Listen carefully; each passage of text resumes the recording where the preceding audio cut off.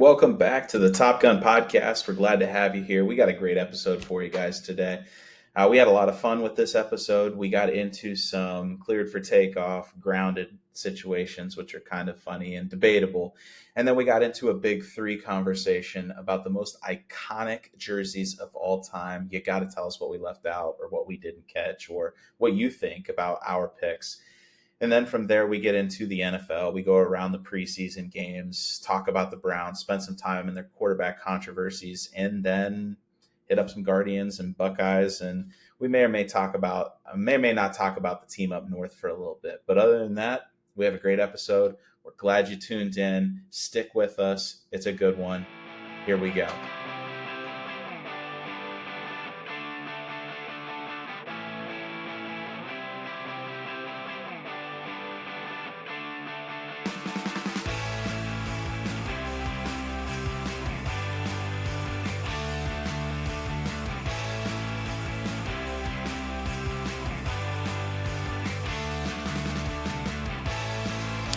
All right, gentlemen, welcome back.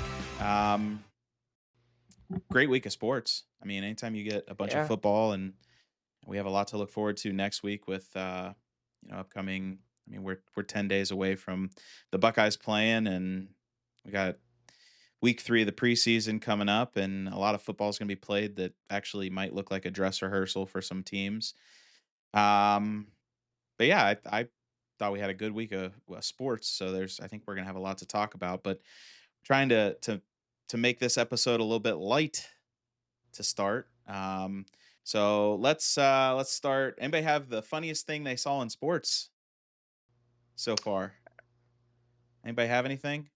Yeah, I have something pretty funny. So, I mean, well, the situation's not very funny, but I'm sure you guys know that BYU lost their starting quarterback Correct. in kind of a unfortunate situations. You know, he didn't quite follow the rules on the BYU campus. Right. But his replacement, who's officially won the quarterback battle, is true freshman Bear Bachmeyer, and his quarterback number that he's going to be wearing is number 47, which is awesome. We were talking about it last week with the kickers wearing weird numbers, but I feel like a starting college quarterback wearing number 47 is awesome.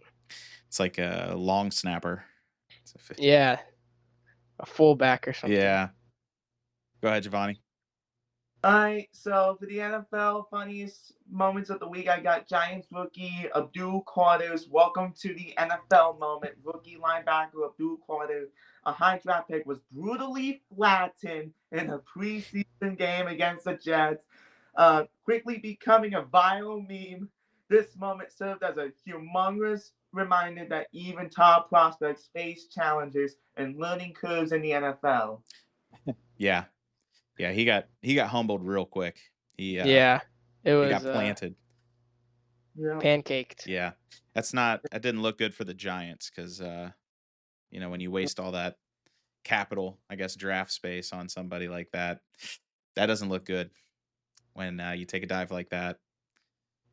Well, it happened twice. He got laid down by the tight end, and then while he was trying to get up, whoever that guard was just put him down again. It was it's crazy. Yeah. No, that was pretty hysterical. Well, I didn't really have anything. I have a couple of things that we can definitely talk about and debate here before we get into kind of the NFL and the Browns and kind of the around the area sports or the things that we follow. But let's get into our grounded or cleared for takeoff. I'll start that since I didn't have anything in the other stuff. I have for grounded. That's gonna be us, boys. We're grounded. Okay. The Top Gun podcast? Top Gun podcast has been grounded. Do you want to know why? Why are we grounded? You just have to wait and see. Here, I'm gonna have to pull this up real quick. See if I can find these numbers again. Give me a second. Thought I had them all laid out. Might not. All right. So as a podcast, we strive for entertaining our viewers and acquiring viewership and, just kind of shooting the breeze. Well, our numbers aren't really comparable to what some other podcasts have been doing lately. Namely one New Heights podcast. I don't know if you guys saw it or not, but they had a kind of a live stream. I don't know. They had some important people on it. Yeah, I saw this. Yeah, it was pretty impressive what their numbers were. I mean, historic. You guys probably, if you watched it or tuned in, then you witnessed some history there. Yeah. Live. They had 1.3 million viewers live, which is insane. Within the first Ridiculous. 16 hours, they had 10 million views. And then views the next day. So 24 hours later, they had another 10 million views. So they had 20. It's the Swifties. It's the Swifties. 20 million They're taking views. over. Boom. Well, I mean, they played it right. I mean, we got to find us a Taylor Swift. We got to get a record drop. We are currently grounded. We got to do like they're Spotify listeners. They're the number one podcast on Apple. They are the number one podcast on Spotify. Their listeners went up 3,000%. And the Spotify female listenership went up 618%. Gosh. So subscriber growth, they gained 60,000 followers that night. You know what we got to do? I know there's only 3 of us. We need to start a barbershop quartet and start singing. That's how we get the views.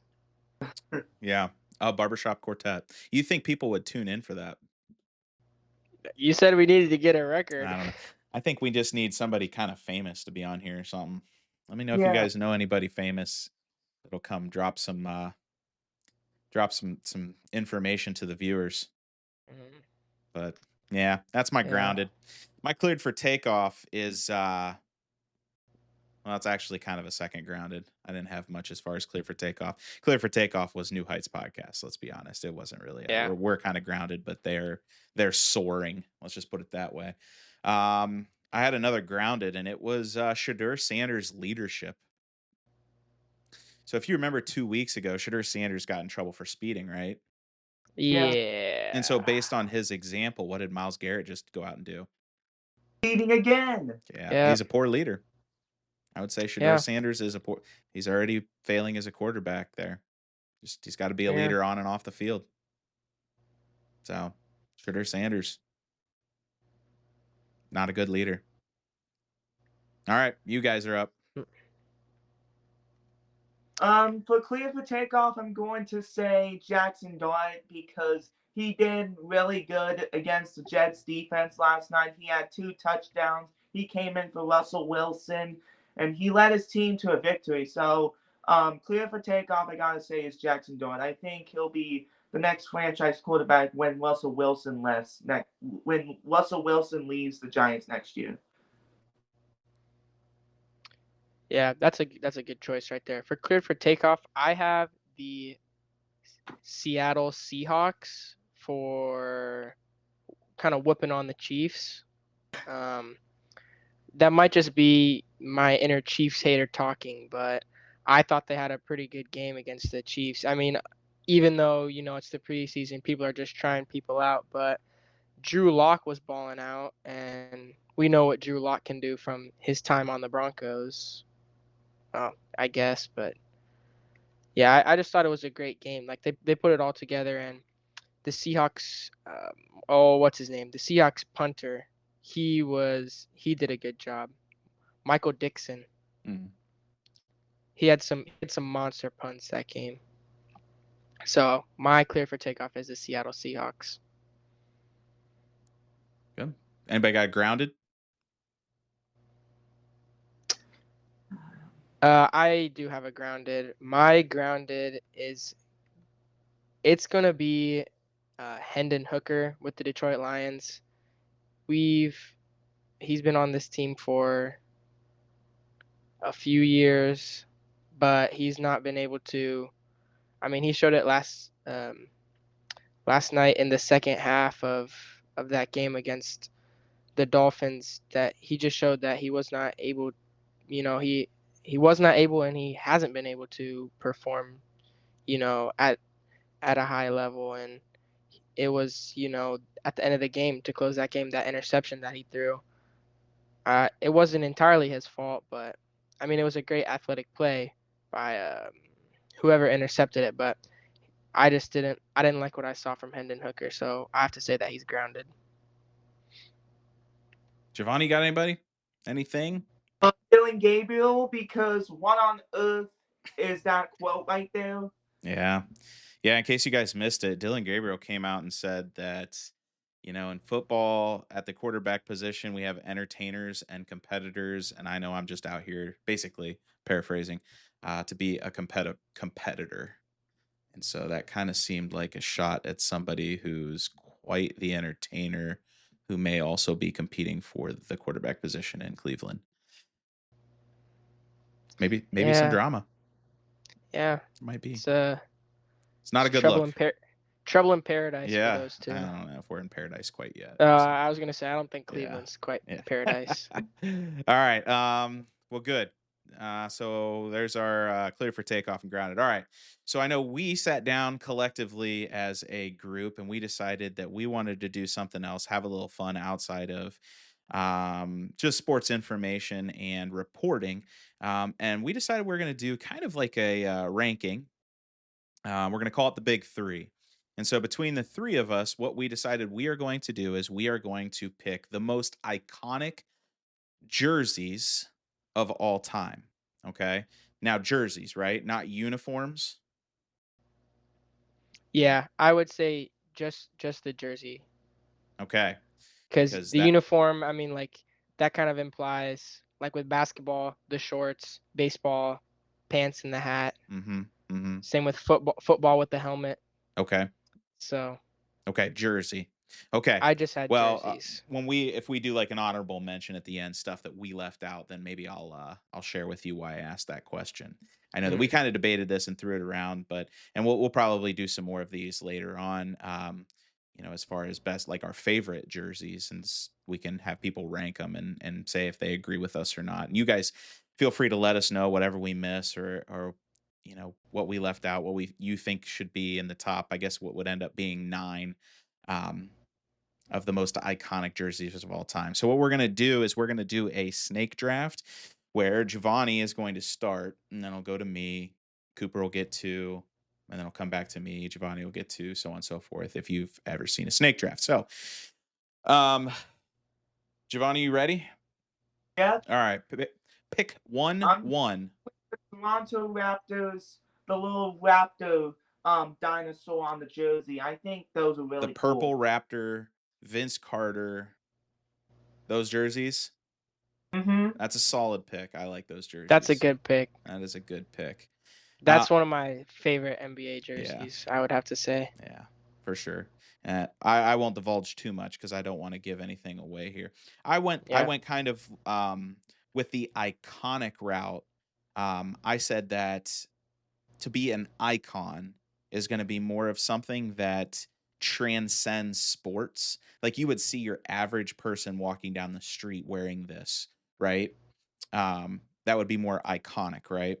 So this is tough because Cooper's going to get 2 picks after me.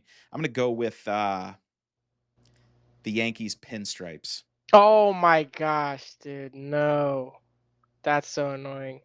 That was my next pick. Was the pinstripe Yankees jerseys. The Yankees have been wearing pinstripes since 1913. Right. I mean, and everybody knows the white and navy blue pinstripes. I mean, come on. Yeah. I was going that same route with the iconic. Iconic, yep. So I might just have to roll through my next 3 and then go to my next 2. I was gonna say don't say your third. Go to an alternate. So with my first pick, I'm going with another one of those like iconic jerseys. You can see someone rocking this and they don't even watch basketball. It's a basketball jersey.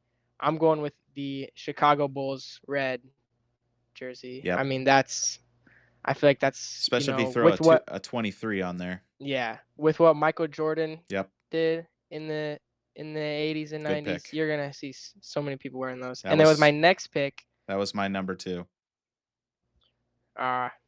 Okay. So with my next pick, this one might be a little bit controversial, but I try to put together both the the looks and the iconic, and I feel like this one really like defined an era. I have the Nolan Ryan era Houston Astros jerseys with Yeah. the rays on it. Mm-hmm. Like not like rays, but the Yeah, I mean, I lines know what of you're talking about. The yeah. red, the yellow, the orange, Yeah. horizontal striping. Yeah. Yeah. I said that because I feel like it kind of just like defines that era of Mm-hmm. baseball for Sure. the Astros, and Yeah. it also looks really, really clean. Yeah, I So mean, that when was you my see people wearing jerseys like that, even if it's a different color scheme, you would say they're wearing the Astros jerseys. yeah. You know, so Yeah. and really nobody's piggybacked off that in any pro sports. I would say the only other team might be the Denver Nuggets wearing those rainbow ones Yeah. in the With this like 90s, early 90s. mhm. Yeah. And yeah. But that's my next pick. That's my second pick there. Gotcha. Okay, so back to me. Oh, you leave me in a tough spot now. I'm going to go with I'm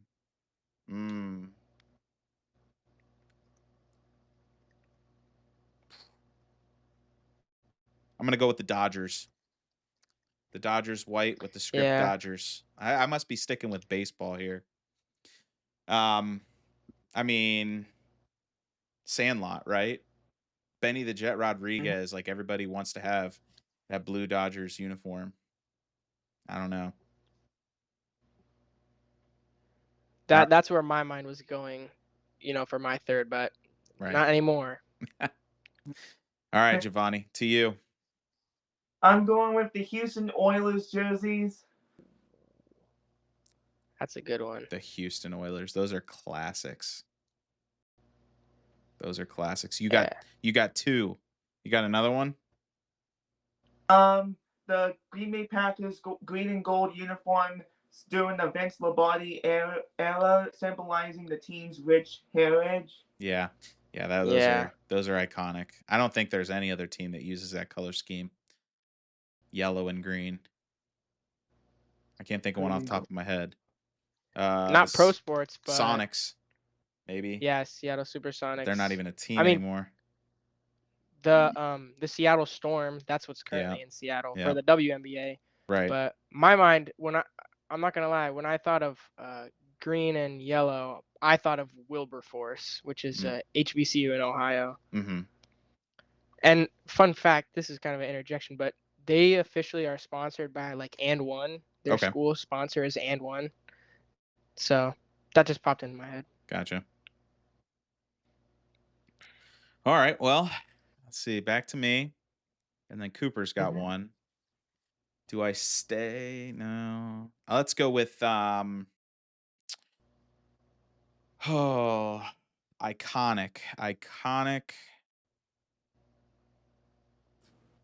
Let's go with the Lakers. The Lakers yellow and purple script jerseys. Yeah, that's a good one. Yep. Good one. Yeah, the gold with the purple script. Yeah, that's like, I mean, that carries through all generations. They have all worn that. Right. It's like the same as the Yankees. Mm-hmm. Yeah, it transcends an individual player. Like when you see a Lakers jersey, you don't just think, oh, Kobe. You think Magic Johnson, Kareem Abdul-Jabbar, now LeBron, right? Shaq. Jerry West. Shaq. Right. Yeah. So. Yeah. All right. Last one, Cooper. Okay. Irrelevant. All right. Mr. Irrelevant. I'm thinking with my last pick, I'm gonna have to go with Eagles Kelly Green jerseys because they've brought those back, and now when I see the Kelly Green, I don't go to like Randall Cunningham or Reggie White. I think of sometimes like Saquon Barkley because he hit the backwards hurdle in the Kelly Greens. Right. And so, and it, like, it has its own color name. Like you don't like other teams, like for example, the 49ers, do they have a name for that red? Like the Eagles, I feel like not only are they like iconic jerseys, but they have a pretty iconic name as well, the Kelly Greens. So that's my last pick. Yeah, that's a good one. That is a good one. All right. Let's do honorable mention here real quick. Do you guys have anything that we didn't say on your list? Yeah, I have two other jerseys that I wanted to mention, I guess. Where my first jersey that I wanted to mention was the Detroit Pistons 98 99 The dark with green the ones? yeah, the dark green with the horse on it. Mm-hmm. I have the white one. I have one of the white ones. Yeah. Grant Hill. Yeah. It's just sitting back there. But I like those jerseys a lot. And the other one that I wanted to talk about was the creamsicle jerseys for the Buccaneers. Or that's the one I want to talk about because just like with the Kelly Green, they have their own, like it has its own color nickname. And Yeah. so I feel like the creamsicle jerseys are very iconic. Yeah. Those Giovanni? are my two like honorable mentions. I had that pick in my mind. Right. Well, I'm gonna have to say, I know it's just been last season, but I'm gonna say the Cleveland Cavaliers baby blue jerseys. Those were sweet. I think these baby blue jerseys was really good, to be honest. Yeah. Yeah, I like those a lot, and Yep. like the story behind them is really cool as Yeah, well. it was. Yeah. Well, I'm gonna go through my list. I had a lot, and I had a lot that we didn't mention. But I tried to pick my most iconic. Ohio State. I mean, Yeah. they're scarlet reds with the helmet, and you kind of mentioned that it wasn't the helmet; it was more the jersey. But yeah, Ohio Yeah, State scarlet red. I feel like we should do one where we do like the best. We could even do the best looking, but like Yeah. the whole uniform because there's a lot of like kits where it kind of just it hinges on that helmet looking good or not. Like I feel like the Rams and the Chargers, Yeah. like their helmets are kind of what I don't want to say what sells it, but they're both really good. Yeah. And yeah. Cowboys, kind of in the same, like the star. It all hinges on the star. But yeah, it's one of those iconic pieces of a uniform because I mean everybody knows what that navy blue star is and where it comes from. Notre Dame, the golden helmets, but again, it's the helmets. That's kind of why I stayed away from that. UNC's university blue jerseys. I mean, they literally have their own color. That's a good one. They have their own color as well, and that's Yeah. it's mainly because of Jordan as well. The Celtics green. A Red Wings jersey. So I went hockey. Oh yeah. Like the Red Wings, Detroit Red Wings, I feel like is a very iconic jersey. With the red and white. Brazil soccer. Yeah. The yellow with the blue shorts. They have some of the best. Very iconic. Like, uniforms in the world. Again, in the World Cup. also over 100 years old. And then I said Argentina soccer as well with the vertical blue stripes. The blue stripes. Yeah. That's a good one. Yeah. So those were my there's so many iconic good jerseys out there. Yeah. There's too many good jerseys. Well, and that's kind of that's why I asked you guys so specifically is like, are we doing iconic or ones that we think just look the best? Yeah, I feel like if it was the ones that looked the best, I think my list would have been different. For sure. My list. I mean, Giovanni's like Toronto Raptors jersey, absolutely. Like the Denver Nuggets, that rainbow jersey, I think that one's a cool one.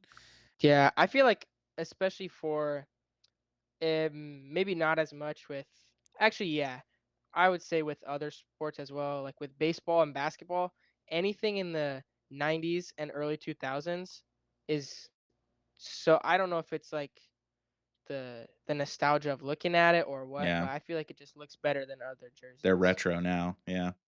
Yeah. All right. I thought that was a pretty good list. We did a good job, boys. We did a good job. So.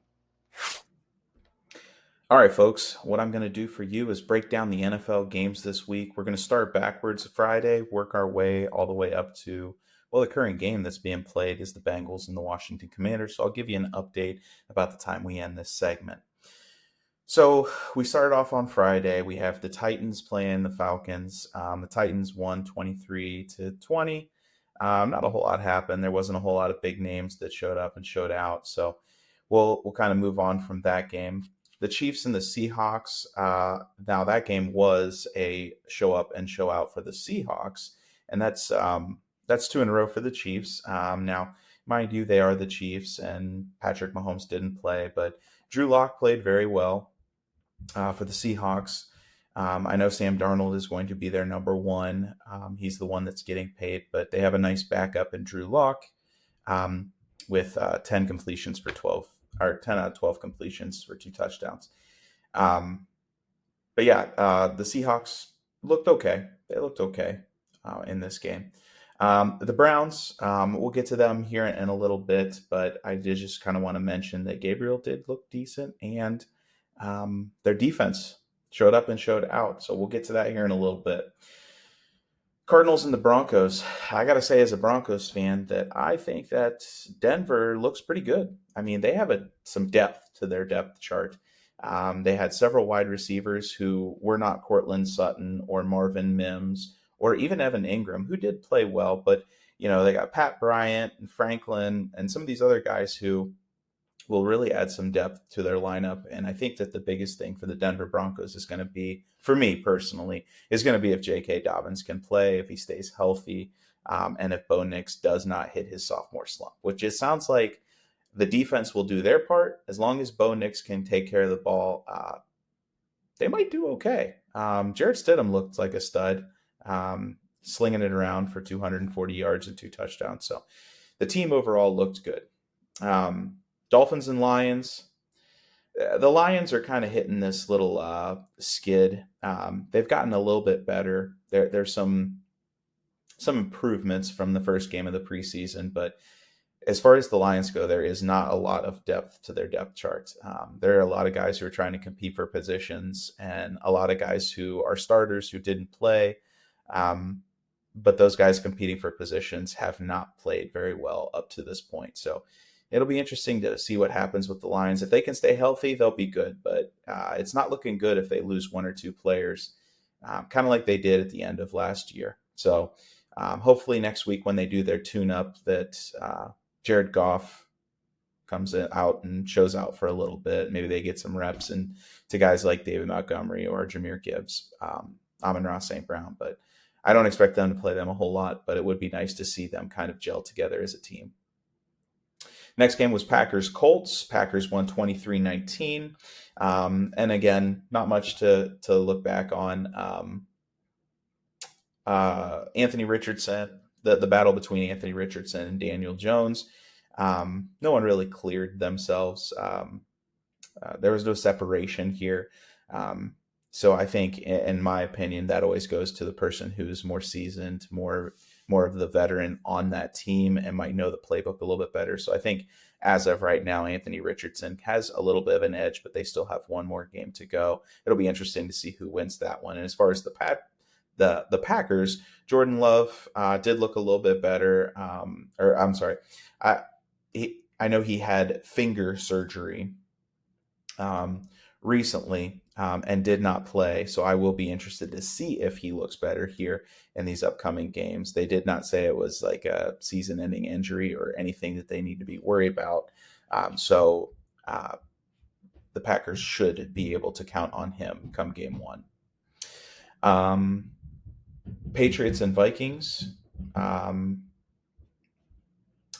much to take away from this one either. I don't think that there's as much of a quarterback battle as I said last week. Sam Howell did not look very good. And that was what I was kind of alluding to, was that Sam Howell was giving J.J. McCarthy a run for his money. But I will say from this game, the one thing I did take away is that Trevion Henderson does indeed look like a stud. That he looks like somebody who could make a name for himself and could possibly be in the running for Rookie of the Year. The next game is going to be Carolina at the Texans. And C.J. Stroud looked like he showed up and showed out as well, connecting on a really nice touchdown pass to Nico Collins. So it's nice to see that he still has some weapons. I know they've battled some injuries on the wide receiver front and even some inconsistencies in the running back room. So I know he hit a sophomore slump, but CJ Stroud's one of those guys you kind of go in rooting for. The Texans, they're not a big market team, so it is nice to see them doing well. I really hope that they can make a push here in the playoffs, and I'll be interested to see if Tank Dell can make a recovery. But they definitely are a fun team to watch, and I think that they could make a run, especially in the AFC South, that there's definitely a chance for them in that division. Next game was 49ers at the Raiders. The 49ers took that one, but I would say the biggest thing to come away from this game is that Ashton Genty did not look like a bust in this game. He actually looked pretty good running over a couple guys and getting in for a touchdown. So Ashton Genty, he may have saved himself some fantasy points there as far as a lot of you going into the draft here in the upcoming weeks. The next game was the Ravens beat the Cowboys 31-13. Cooper Rush came in against his old team, did pretty good, threw for almost 200 yards and a touchdown.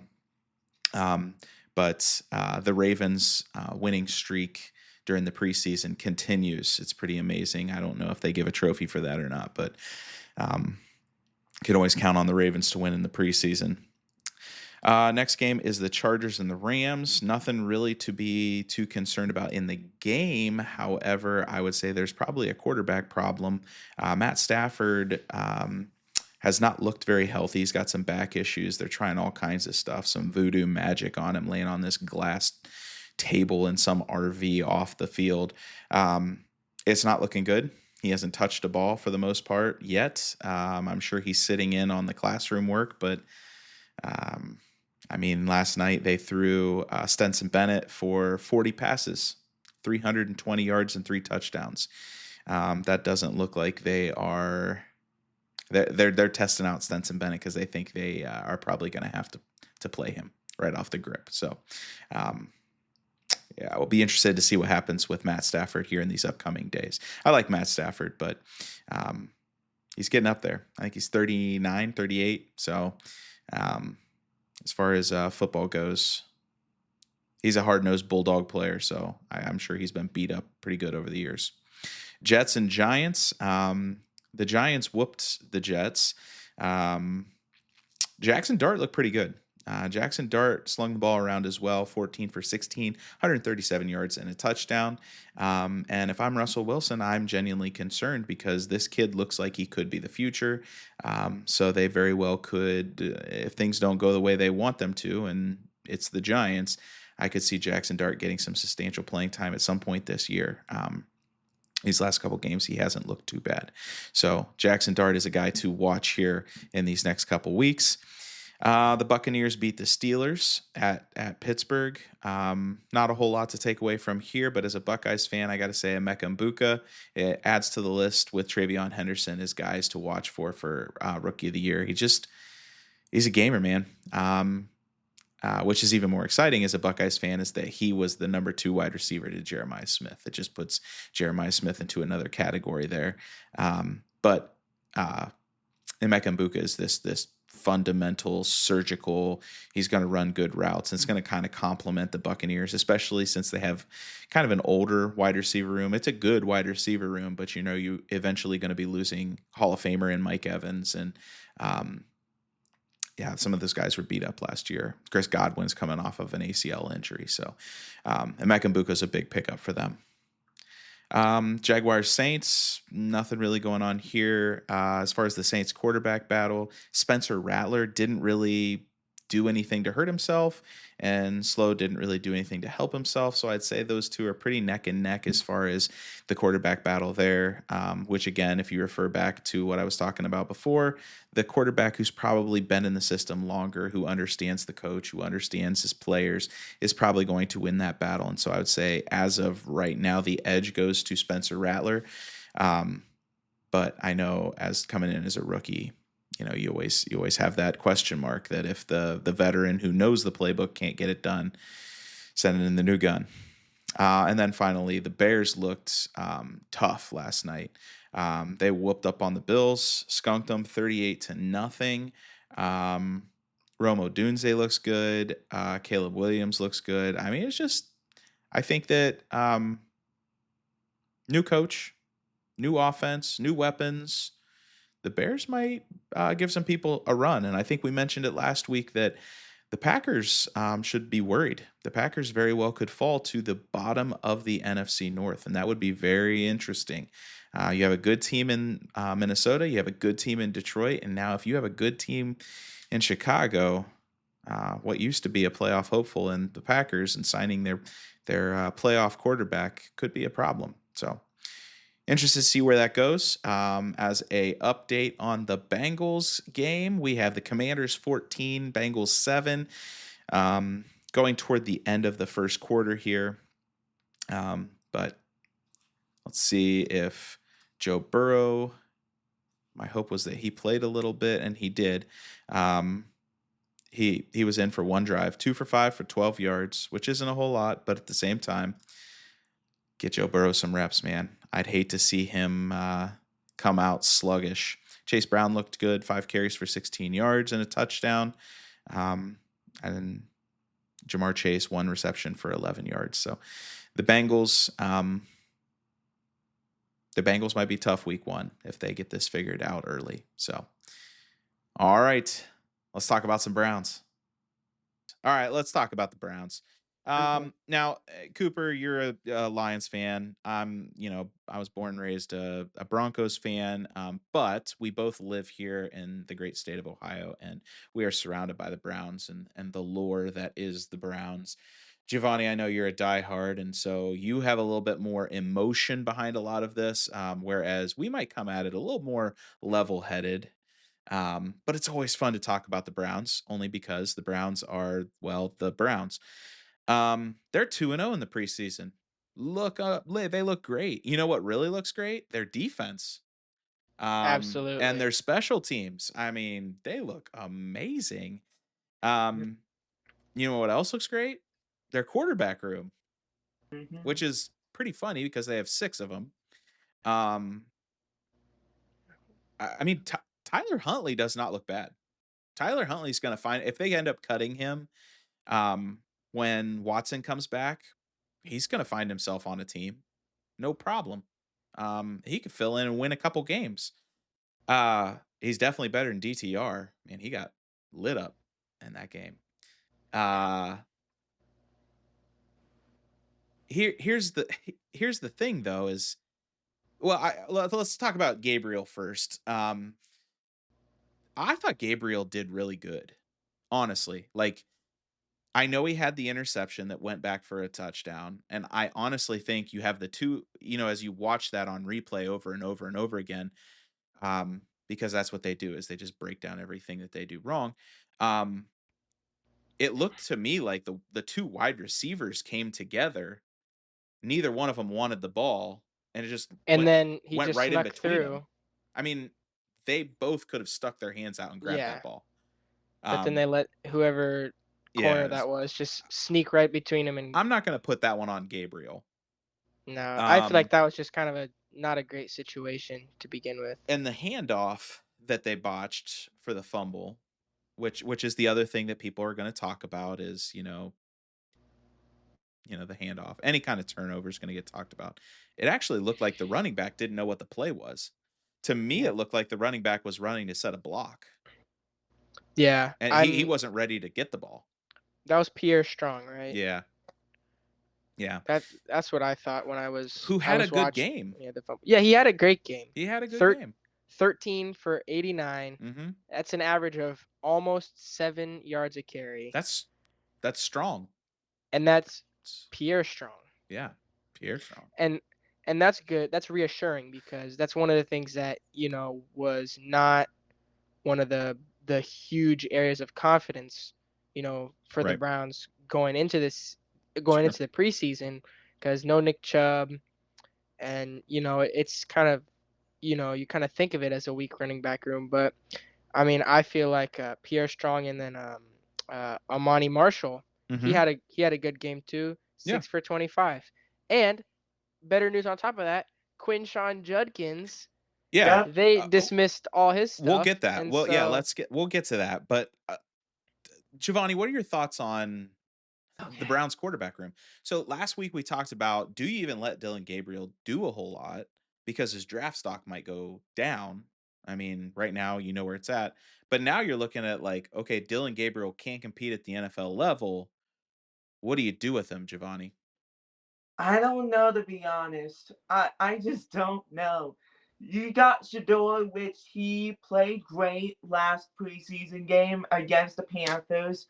But I honestly think that Shador played even better than Gabriel because I know Gabriel had a good game, but at the same time, Shador can do everything. Yeah. Like he throw out the pocket well. He can throw well, but Gabriel with a small size like me almost, I honestly don't know.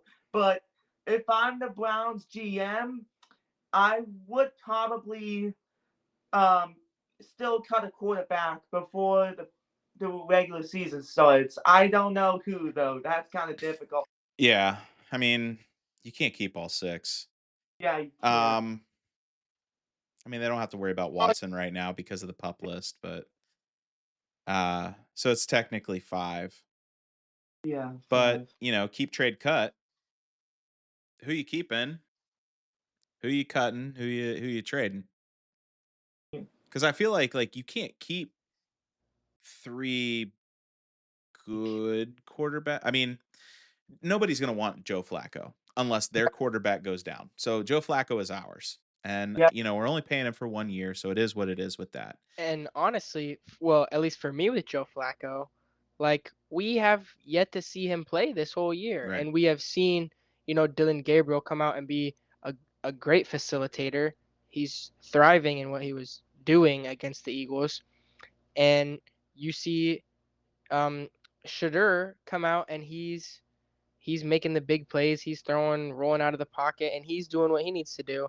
And I feel like even though Dylan Gabriel, he doesn't even run like that. He definitely has more mobility than Joe Flacco, and Shadur definitely has more mobility than Joe Flacco. So Yeah. I think this might even come down to, do they play Joe Flacco the next preseason game? I know he's old and fragile and whatnot, but Right. they if they want to see who's really going to be the quarterback out of these, I know it's really only five, but it's a six quarterback room. Yeah, I mean, And eventually, so, maybe halfway through the season, they're gonna have to get rid of another one.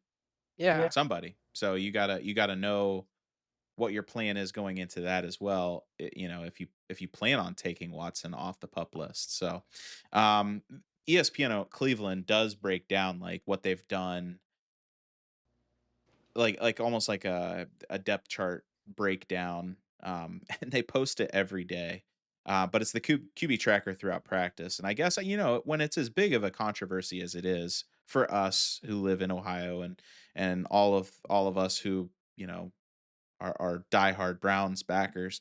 Um, so Flacco is about 91 for 51 with 6 touchdowns throughout practice. And that's probably one of the worst stat lines. But not because he hasn't got a lot of passes, just because he hasn't thrown a lot of touchdowns. Now, no interceptions, which is, what it is you know what you're getting with Joe Flacco. Shedeur Sanders is 70 for 100, which is about the same as far as percentage wise. And then he's thrown 8 touchdowns. And he's playing with third team, right? Joe Flacco's taking all the reps with first team. Kenny Pickett is 42 for 56. I know the last week he sat out. This last week, he was on the week before, off the week before that. So, his hammy just keeps flaring up. So he hasn't got a lot of looks, but he's also thrown 8 touchdowns with far less chances. But 42 for 56, that's pretty accurate. So Kenny Pickett's looking pretty good. Um, Now Dylan Gabriel's only at about 50% completion. He's got the most passes, 87 for 160, but 11 touchdowns. So he's winning the touchdown battle, losing the interception battle, and probably has the worst completion percentage. So I mean, I don't know. At this point, like, Flacco, I would say Flacco's a guaranteed. He's not moving.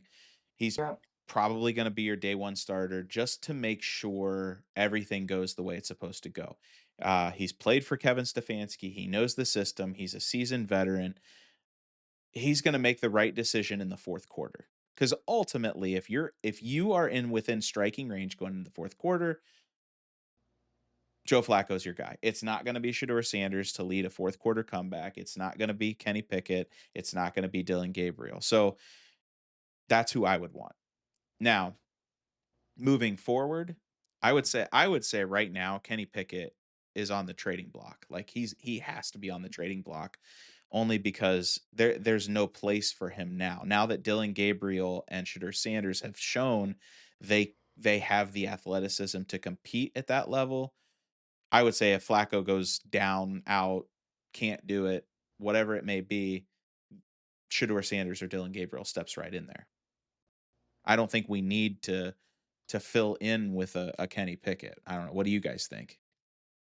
I honestly think that we should probably trade block Kenny Pickett. We can't even keep 5 quarterbacks in No. this roster. So maybe in the mid-season trade deadline, we could trade Kenny Pickett for the better value. But I got to trade Kenny Pickett. Well, I'll tell you right now, the Browns are in conversation for Trey Hendrickson. I don't know The if the Panthers and Colts are in rumors of trading him. right. I don't think they need a backup quarterback. They have what's his name? Remember his girlfriend was like a big controversy. She was wearing like a pantsuit. What was his name? Browning, Jake Browning. That's it. Oh, yeah, I don't know. You guys might not remember. It was funny. She wore some crazy outfit the one game he started when Joe Burrow was out, and that was just all they talked about. Not how well he played, but anyway. All right, let's get to. I mean, we already talked about Dillon Gabriel and what he said. I think I personally do. Sometimes you don't want to read too much into it. I don't think a rookie would try to cause more controversy. I mean, a rookie doesn't want to put the media more on him.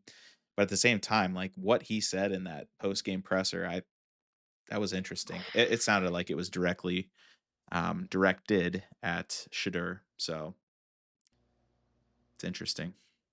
Yeah. It's just interesting. It's something to keep your eye on for sure. I have a feeling tomorrow they'll probably have it all cleared up. Well, they'll probably say something about it, and they'll probably have Gabriel come out and say something about it. Now Stefanski said that he is going to announce who the day one starter is going to be here within the next couple days, so that they can, dress rehearsal this game 3.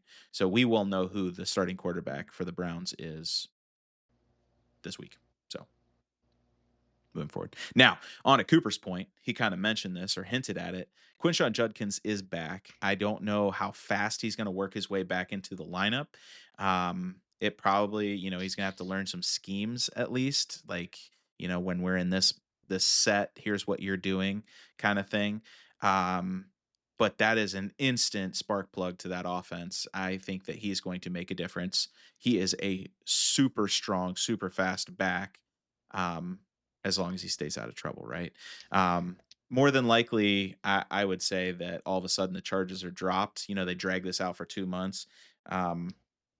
In my professional opinion, she was probably like, how much can you pay me to drop these? And they finally came together on a number, and the charges got dropped. So, yeah, and from what I've seen, even though he will not face any charges, he may still have an NFL suspension or some kind of punishment or fine. And that, well, if it's a suspension, that might be a little problematic for the Browns. But he's got to get in camp as soon as possible so that the suspension can happen. Because you don't want him sitting out, like being there for games 1 and 2, sitting out games 4 through 8, and then coming back when it doesn't even matter. So you want him to at least help you a little bit there in the beginning, maybe give you a chance on some of those games that we talked about could be a wiggle game, like the Bengals. But yeah. The other one is Isaiah Bond. Giovanni, you want to hit me with that one? I know you got some info on that.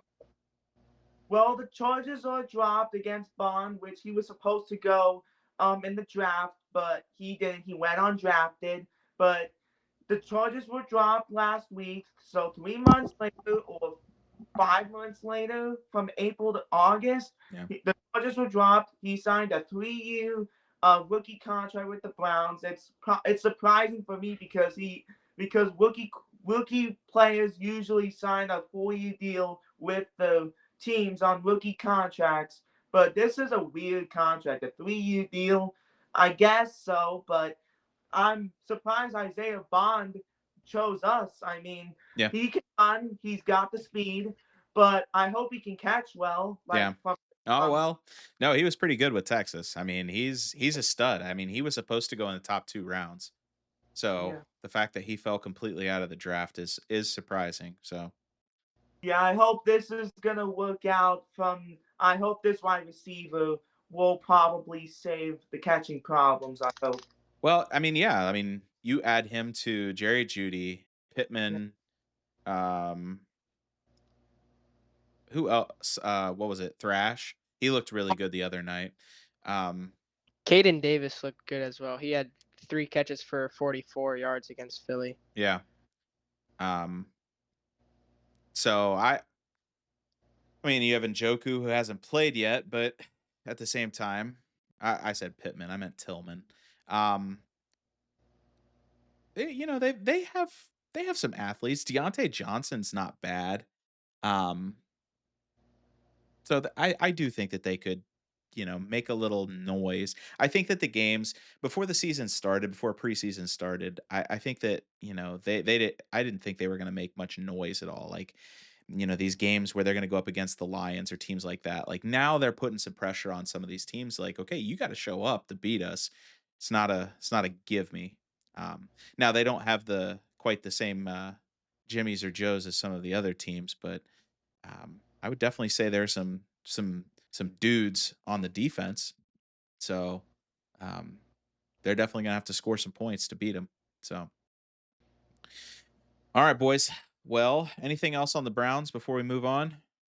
Um, I think we covered pretty much everything there. That was a lot.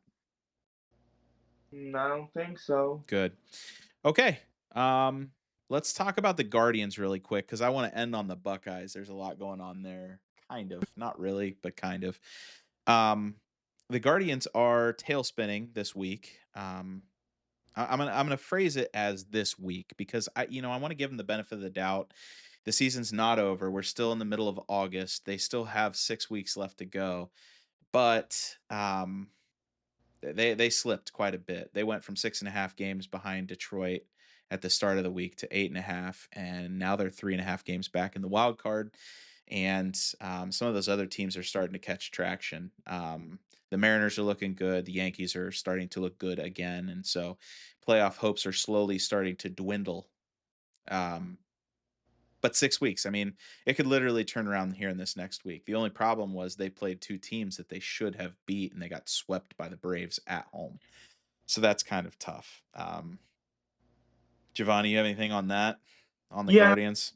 Island series, I think we looked good, but we won 2-1 with them. I mean, we should have swept them, but Right.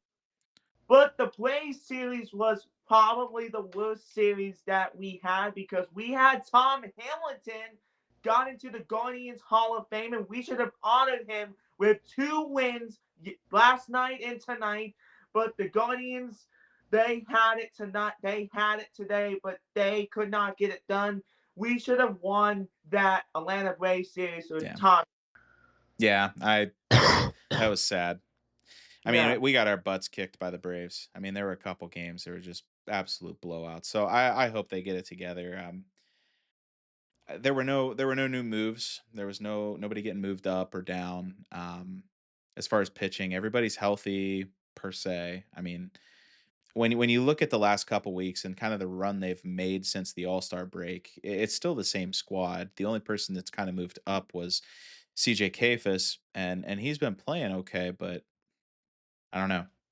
They took a week off. Go ahead, Giovanni. I still can't believe that the Cleveland Guardians got embarrassed last night, 10-1. That was supposed to be Tom Hamilton's day of a Hall of Fame for the Guardians, but I honestly think that was an embarrassing game. Yeah. Not gonna. Yeah, talk about a goat. Tom Hamilton, man. That's like half my childhood. I just remember car trips and we'd be listening to the Indians and you just Tom Hamilton, Jim And Tome, I Jim don't forget Tome. that Guardians versus White Sox game back 2 years ago. That was wild. Yeah. I mean, Yeah. you go back and you listen to any of the biggest moments from the Indians or the Guardians history and like from Jim Tomey's like that ball that he hit. I still remember vividly like riding in the car and you guys weren't alive, trust me. But Jim Tomey Jim Tomey hit a home run that literally left the ballpark out center field. And if you've ever been to the Guardians, I mean, they've renovated some stuff, but it hit like the top of a railing and bounced out of the ballpark.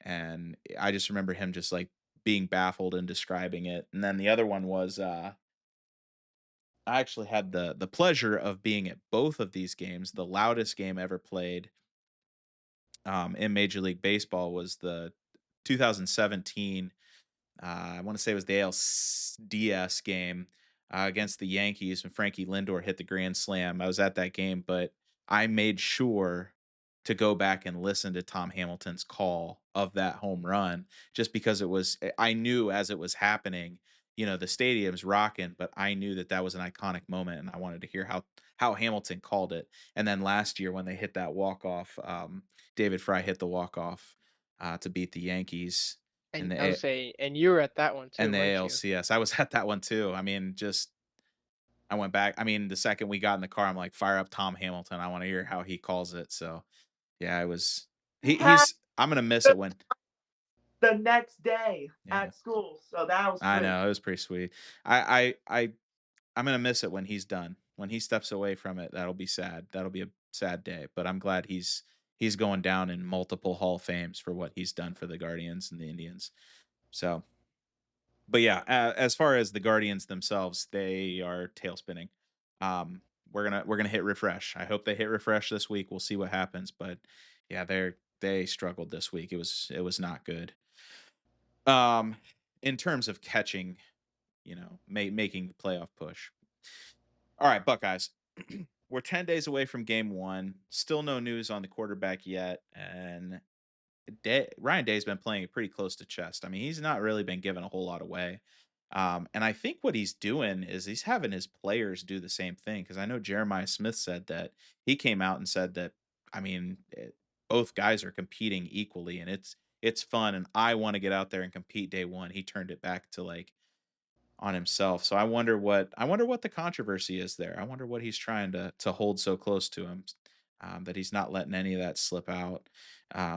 But again, my money's on saying I don't think anything is going to change there.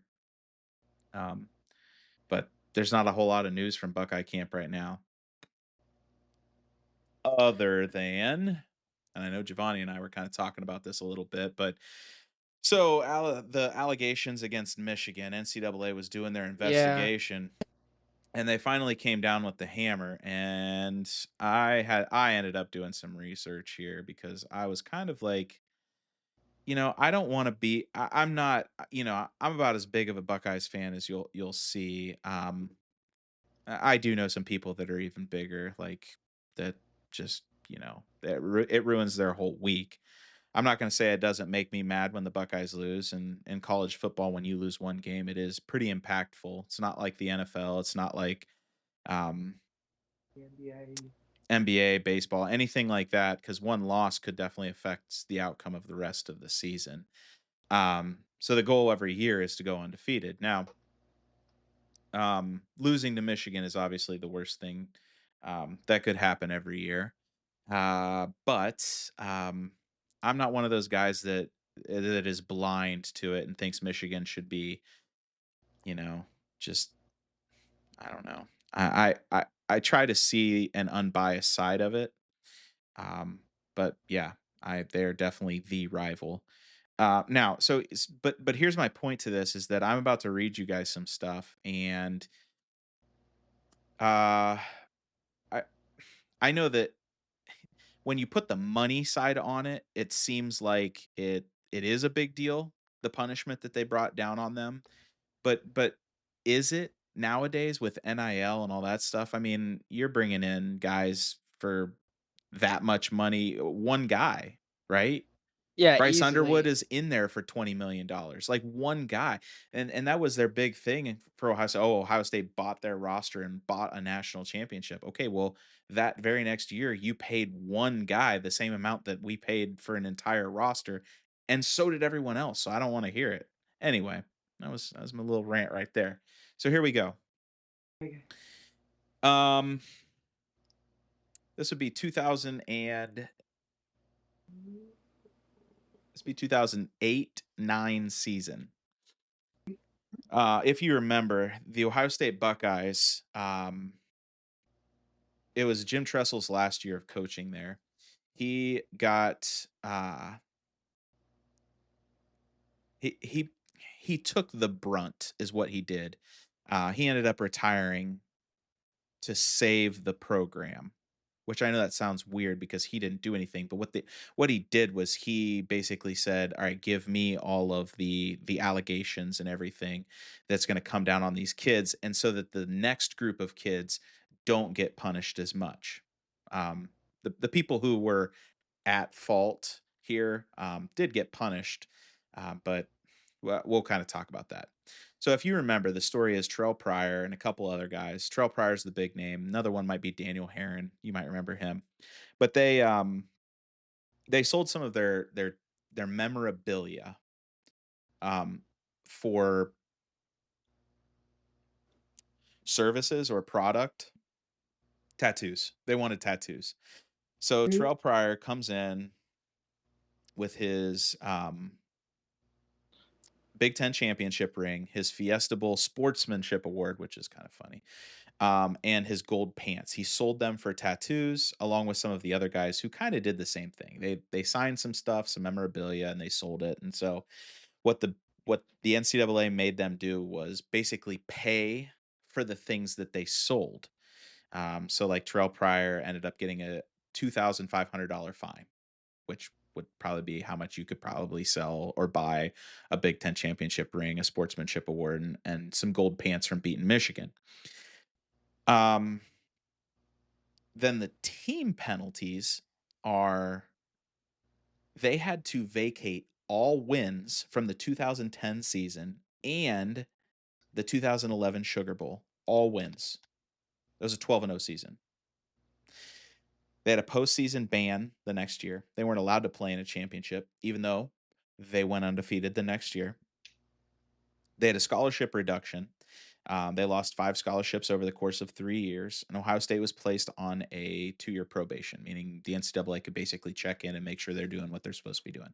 The university, ultimately, Jim Tressel resigns, and the university is fined $100,000, which doesn't seem that much. Now, Michigan's punishment here for cheating, $50,000. no, it's more than that. Something far worse is because NIL now, these guys can do this regardless. Like you think about like Reggie Bush. They gave him his Heisman back because what happened with him was his parents were leasing a house from his, soon to be agent, right? There's nothing illegal about that. But the NCAA thought it was illegal because he was making money when they thought they should be making the money. And so they ended up giving him his trophy back. Well, okay, so Michigan is actually cheating in order to win a national championship ultimately. If Ohio State wins that game, they might not be in the national championship under the previous college football playoff format. Now, financially, here's what they got hit with. They got hit with a $20 million fine with a base fine of $50,000. So it's a base fine. They'll have to end up paying it. It ends up being 10% of the scholarships that are coming out of this next year. So 10%. They're pulling in so much stupid money and they're giving it out in scholarships. So, and then they'll be on probation for 4 years, which means the NCAA can step in and look at it. Really what this is going to do, what this penalty is going to hurt them for the future. Not as many, they're not going to get as many scholarships. They're going to have to pay more money if they want to use scholarships, yada, yada, yada. Some other restrictions, things like recruiting, communication, probation periods. There is no postseason ban like Ohio State got for selling some gold pants, and there is no vacated wins, including a national championship. Now, the NCAA comes out and says, "Well, but we'll really hammer Jim Harbaugh, who's a NFL coach now. He doesn't care. He doesn't care what happens to Michigan. He has a 10-year show cause order, and he's banned from college athletics until he does it. So it's like he's going to retire as an NFL coach. So Connor Stallions, an 8-year ban, same thing. Which, I mean, again, he was the dog in this. They just told him what to do. He was really good at what he did, and so he was just following orders like a good soldier, which he's a Marine. So Sharon Moore, who was the assistant coach at the time, knew exactly what was going on. Don't tell me he didn't know what was going on. Don't tell me he wasn't in on it. And that's what a lot of people are saying. Well, he wasn't the coach. He wasn't the coach. Doesn't matter. Sharon Moore gets a 1-game suspension on top of the self-designated 2-game suspension. So he's going to miss 3 total games. And what do you take a suspension against who they got this year? Bowling Green, somebody like that. You know what I mean? Like, and that was it.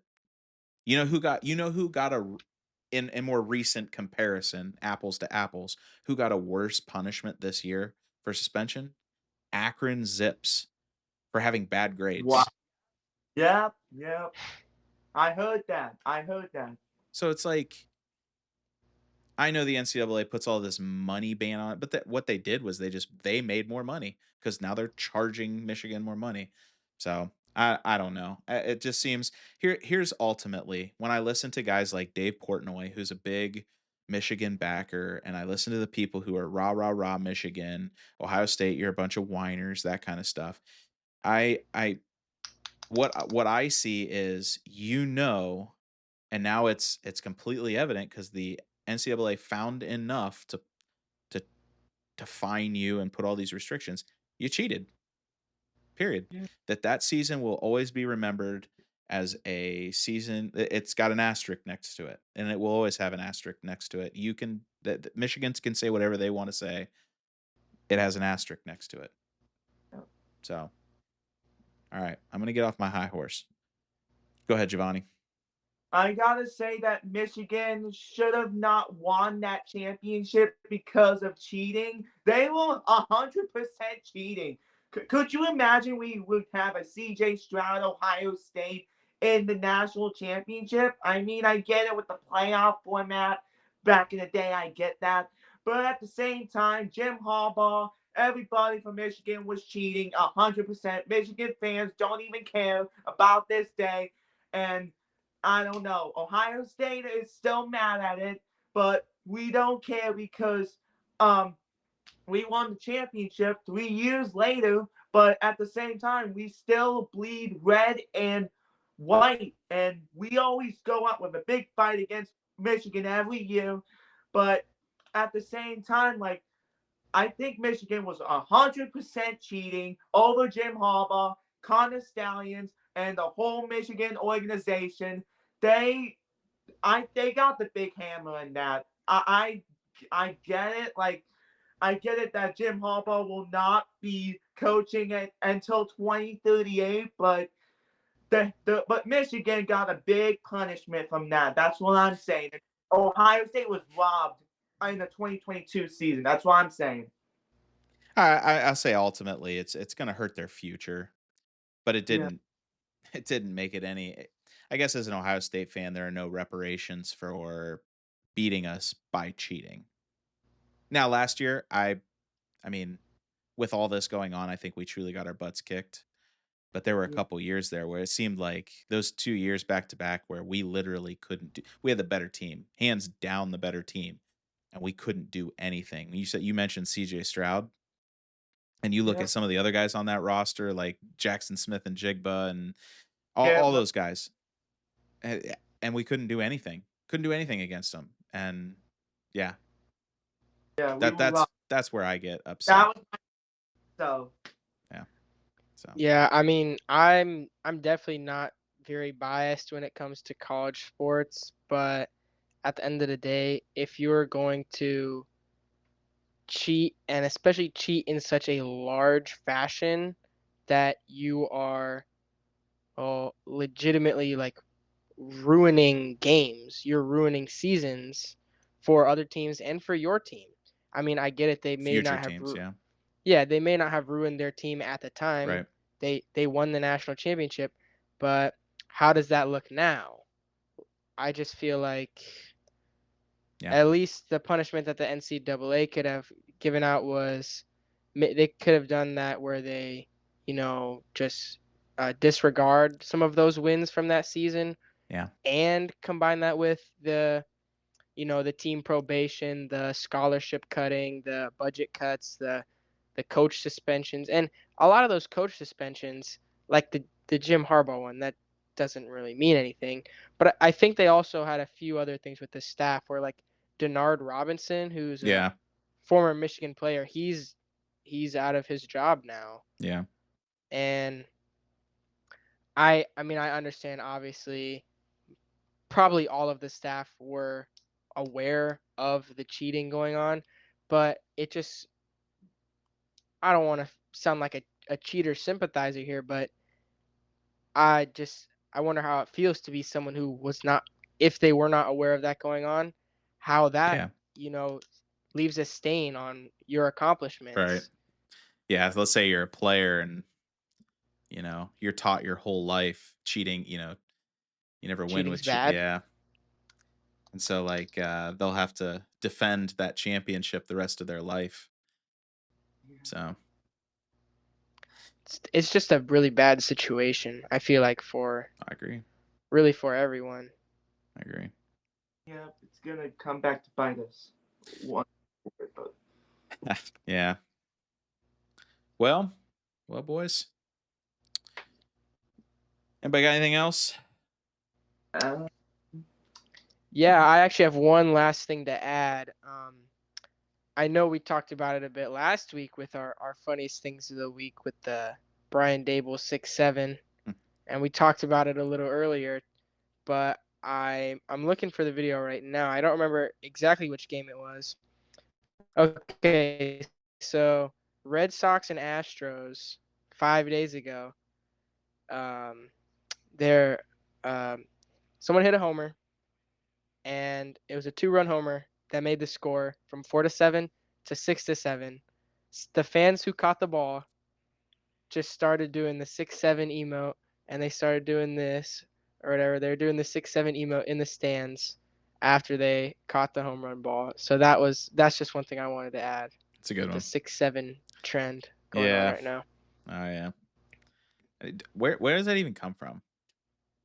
Like I know I've heard it. It comes, so there's an AAU team of so the guy who runs it, he's a YouTuber, he's a celebrity, and so he has this team called Rod Wave Elite, which is named after a rapper named Rod Wave. I know who Rod Wave is. And so they have this team called Rod Wave Elite, and it started from this guy. Well, they had asked him, they would say, "How tall are you?" And he would go, "I'm 6'7", or he would go 6'7", and he would do the hand motion, and so people would make edits with this song. I don't know what the song's called, but it just, people started doing it with that song, and then people started making edits of LaMelo Ball because LaMelo Ball is 6'7", and so that started a thing where, and now it's gotten out of hand with the brain rot behind the 6'7". Well, now I know. So the guy who made the meme has invented 6'7" water that they sell at the games. It's ridiculous. It's like meme coin. Yeah. Brian Dable probably went viral like a week. Yeah. But right. That is absolutely crazy. Yeah. All right, boys. All right. I think Giovanni has something he wants to add. Wrapping us up? Yep. And then I got one final thing. All right. Hit me with it. The NBA. The NBA is bringing back the classic jerseys to a couple teams. The Sixers are bringing back the Sixers classic jersey with the Sixers little thing with the little star on the The eye. Iverson era. Oh, the jerseys. black jerseys. And Yeah. then bringing back the green jersey for the Dallas Mavericks with the white Dallas. I like those ones. And then the Cavs are finally bringing back a I saw classic jersey from the 2000s, you know, with the blue. so long ago. Yeah. Navy blue. Yeah. The Cavaliers. It was the LeBron right before he left for Miami. Right, the Timberwolves are bringing back the Kevin Garnett jerseys, like the Timberwolves. Yeah. With the black ones. the pine trees around Yeah. the trimming. Yeah, The black ones. and then I the think. Grizzlies are bringing back the blue, pink little jersey thing. Mhm. It's on the jersey, and then it says Memphis on it. But anyways, I think these classic jerseys are really, really back in the NBA for this season. That's what I'm saying. Yeah, we were talking about it earlier. Like, if it was the best looking jerseys, a Yeah. lot of those early 2000s jerseys would definitely be making the list. Yeah. I think there's So some baseball ones too. I mean, like the Devil Rays jerseys, those are good ones. The Expos, the Diamondbacks, yeah, that was a good one. The Reds, they had the cutoff sleeves. Those were sweet. Could you imagine? Like some of those guys, they were in there doing like curls before they went up to bat. That was pretty cool. Yeah. That's cute. All right, boys. I mean, the 2000s and the 90s were crazy era. Yeah. Yeah. Anyway, not that old, right? All right. Anything else for the good of the order? No. All right, boys. It was a pleasure. We'll catch you guys again next week. We'll get to see what the Browns are looking like and who's our starting quarterback for them and the Buckeyes, and if the Guardians can get out of this slide. But it was a pleasure. So Yeah. remember, it's not always about being right. it's not about being right. Being confident. Confident. Just Yes, let them sir. think you're confident. Here we go. See you next time.